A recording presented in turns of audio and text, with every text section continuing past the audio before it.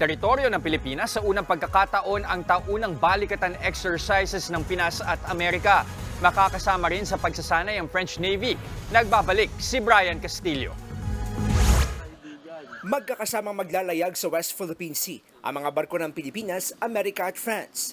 Para yan sa isasagawang maritime drill na bahagi ng balikatan exercises sa darating na Abril. Ang balikatan ay ang joint exercises ng mga militar ng Pilipinas at Amerika na ginagawa taon-taon. Sasali sa balikatan ang Philippine, US at French Navies, maging ang Philippine at US Coast Guards. At sa unang pagkakataon, gaganapin ito sa labas ng territorial waters ng Pilipinas.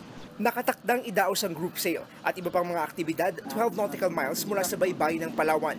Walang visiting forces agreement sa pagitan ng Pilipinas at France, di gaya ng Amerika at Australia. Kaya ang plano, sasalubungin sila sa labas ng territorial waters ng bansa. They will be moving from point A to point B. We will be utilizing the western side of Palawan, extending beyond our 12 nautical miles. When you're talking about going beyond 12 nautical miles, that is already international waters. Okay, so France's presence there is easily justified. Sa maritime exercise, sasanayin ng mga sundalo pagdating sa division tactics, search and rescue, vehicle boarding, search and seizure, gunnery exercises at deck landing operations. But the message that we want to send is that we are serious about defending our territory and we have allies. That's basically it. And the alliance is still going strong. Sa West Philippine Sea, madalas nagtatagpo ang mga barko ng Pilipinas at China. May mga pagkakataong bumubuntot, humaharang, bumabangga at may pambobomba pa ng tubig.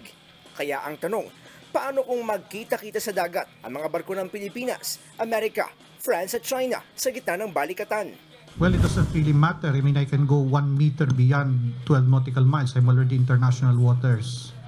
So it does not really matter legally.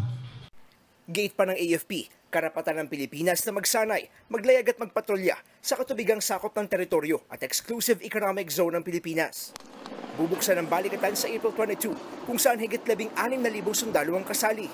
Magpapadala rin ng personnel ang Australian Defence Force. Inaasahan nga sa 14 na bansa rin ang tatayo bilang observers sa aktibidad. Nagbabalita mula sa frontline, Brian Castillo, News 5. Mga kapatid, Jess De Los Santos po, huwag magpahuli sa mga umaaksyong balita at napapanahong issue sa bansa. Para sa mas malawak na balitaan, mag-subscribe at mag-follow sa social media pages ng News 5.